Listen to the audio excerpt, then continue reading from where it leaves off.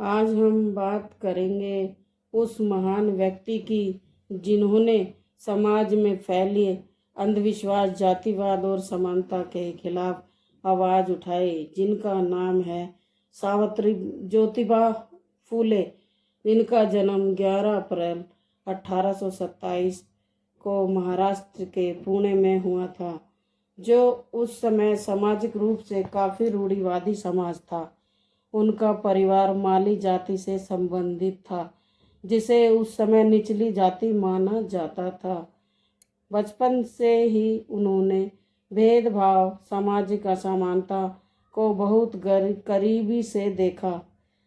जब वे स्कूल पढ़ने गए तो उन्हें जाति के कारण कई बार अपमानित किया गया, लेकिन इन घटनाओं ने उनके मन में सवाल खड़े कर दिए, क्योंकि कुछ लोग सिर्फ जन्म के आधार पर छोटे या बड़े माने जाते हैं।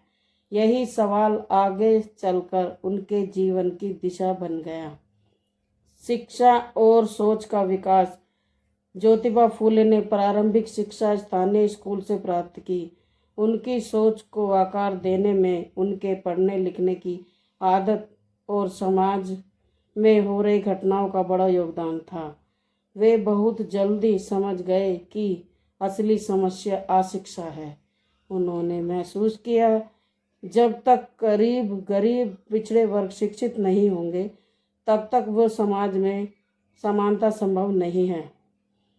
जब उन्हें सावित्रीबाई फूले का साथ मिला, उनके जीवन में महत्वपूर्ण भूमिका निभाई उनकी पत्नी ने। सावित्रीबाई फूले ने सिर्फ उनकी पत्नी नहीं थी, बल्कि उनकी सबसे बड़ी सहयोगी भी थी।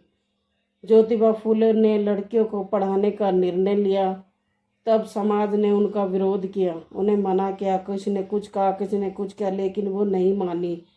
फिर भी सावित्रीबाई फूले हर दिन डटकर उनके साथ स्कूल जाती थी। वे खुद पर पत्थर पड़ने से बचने के लिए एक अतिरिक्त साड़ी लेकर चलती थी, ताकि अगर उनकी साड़ी पे कोई लोग कीचड़ वगैरह फेंके या गोबर वोबर फेंके तो वो अपने कपड़े बदलकर घर में आ सकें। यह सिर्फ एक शिक्षा आंदोलन नहीं था, यह सामाजिक क्रांति की शुरुआत थी। भारत की महिला टीचर सावित्रीबाई फूले थी। 1848 में ज्योतिबा फूले ने पुणे में भारत का पहला लड़कियों का स्कूल शुरू किया।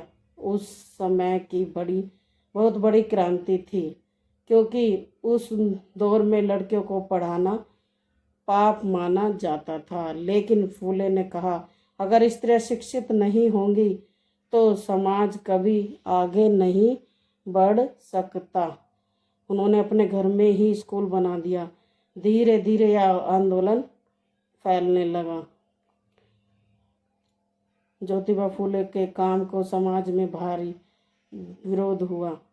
ब्राह्मणवादी और रूढ़िवादी लोग उनके खिलाफ खड़े हो गए। कई बार धमकियां मिली, लेकिन उन्होंने हार नहीं मानी। वो मानते थे कि सच्चाई के रास्ते में संघर्ष जरूरी है। 1873 में उन्होंने एक संगठन बनाया